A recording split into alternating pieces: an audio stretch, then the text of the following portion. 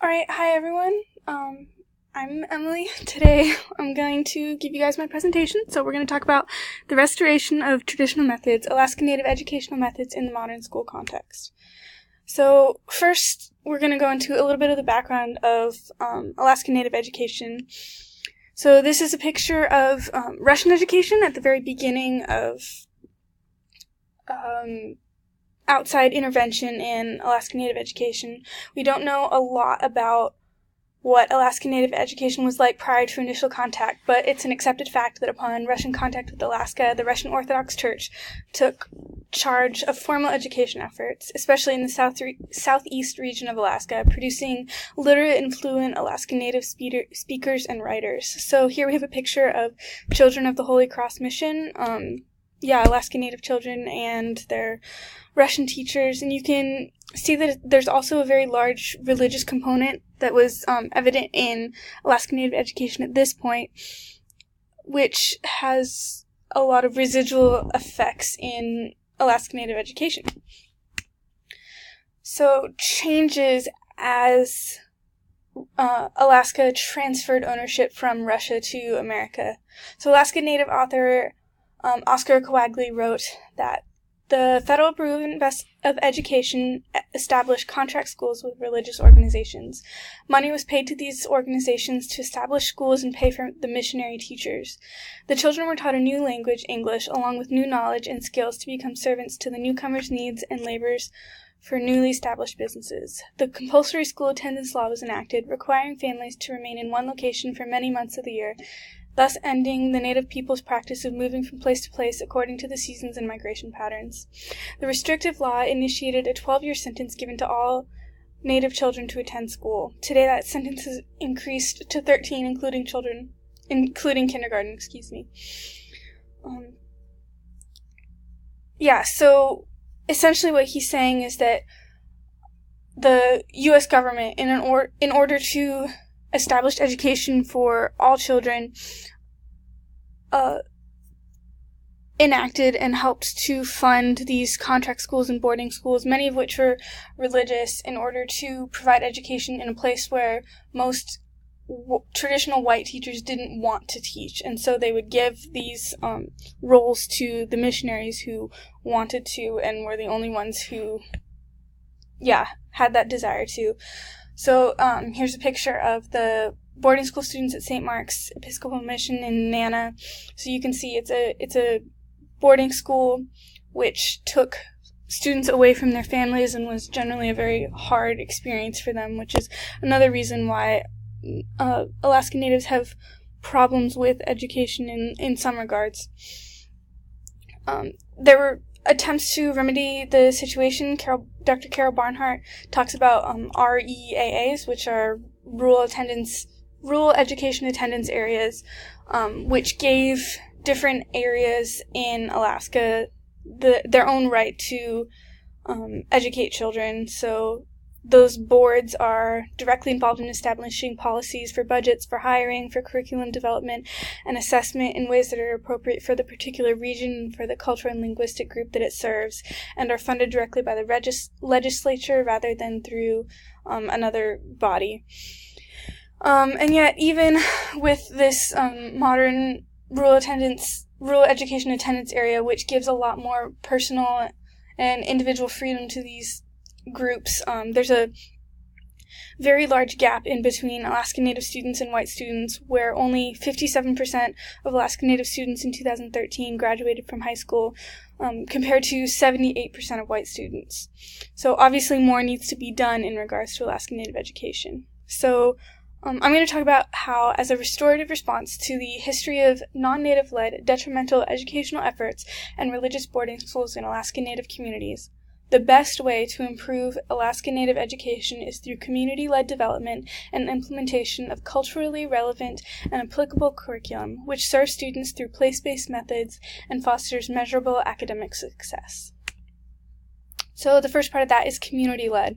So in Dementi, Leonard's, and Gilmore's paper, they have an effort to introduce a language revitalization curriculum in their Athabascan community through community-led development, and several benefits to this approach were found, including the fact that it, quote, acknowledges local expertise and local knowledge and clearly recognizes and marks it, end quote, and intrinsically includes natural extensions of learning uncommon in Western education, including, quote, revitalization activities such as language nests, seasonal camps, traditional ceremonies, and potlatches, end quote. So what you can see here is a potlatch, and there's a lot of different opportunities for education involved in these traditional community events. And so a community-led effort can be very useful and important because it provides a ready-made support network, and it provides a lot of different ideas and a richness of education that you wouldn't necessarily find if it was an outside group developing this educational effort.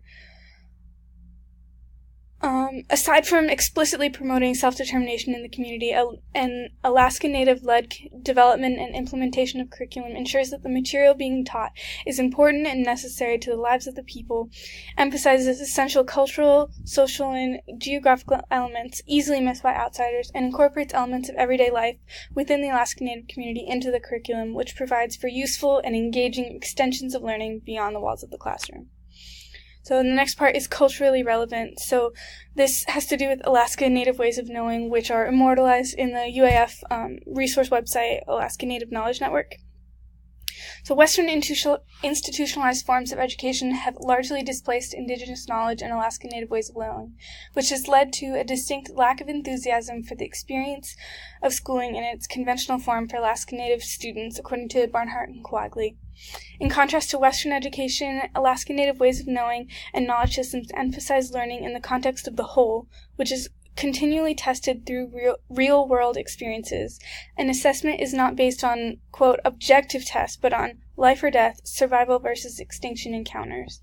So by utilizing these already established knowledge systems in conjunction with Western skills-based learning, students of all backgrounds can better succeed in the classroom. Because by the utilization of the Alaska Native Knowledge Network, we can create an educational scene that is grounded, quote, grounded in the deep knowledge associated with a particular place upon which a broader knowledge of the rest of the world can be built. And that's by Barnhart. So thirdly is place-based methodology. So place-based education is defined as the process of using the local community and environment as a starting point to teach concepts in language arts, mathematics, social studies, science. It emphasizes hands-on, real-world learning experiences and helps students develop stronger ties to the community, enhances students' appreciation for the natural world, and finally creates a heightened commitment to serving as active contributing citizens, and that's by David Sobel.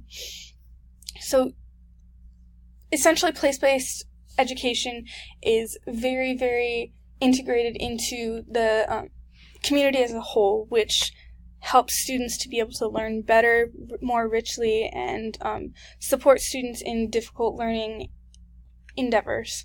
So one excellent example of place-based education is a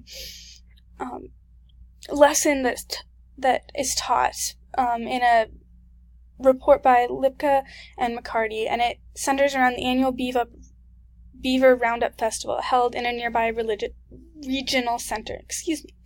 The teacher introduces the lessons by asking students to recall details about a beaver story that they previously went over, then invites students to join him as he models how to create a beaver pelt blanket.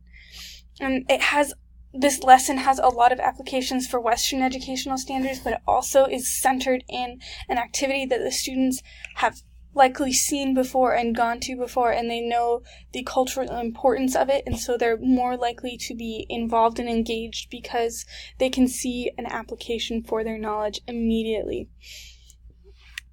And then finally we get to measurable academic success. So in a way, these different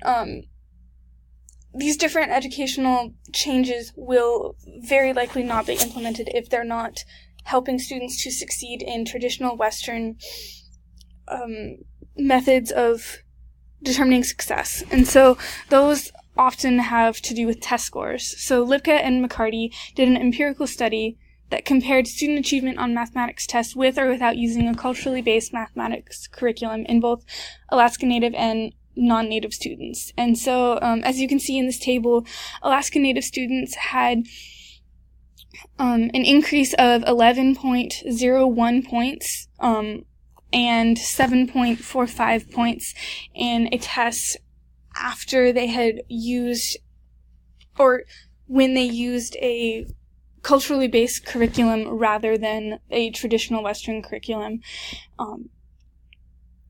So these processes that I've talked about before, they demonstrably, empirically increase scores and increase student learning. Even more impressive is that not just Native Alaskan students can benefit from this. Other students who were not Alaska Native in the study also saw an increase in test scores by 10.2% points and 8.19% points. So while this presentation has explicitly looked at strategies to implement a community and culturally based curriculum in Alaska Native majority and classrooms, it will also, these same ideas could help non-Native students and certainly will not hurt them if utilized in Alaska Native minority classrooms or even in fully non-Alaska Native classrooms.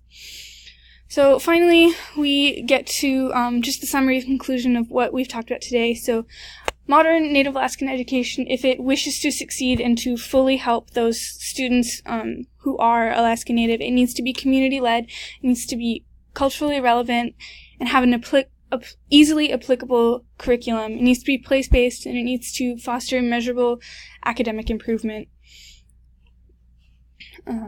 Thank you very much, and I hope you enjoyed learning about Alaska Native education.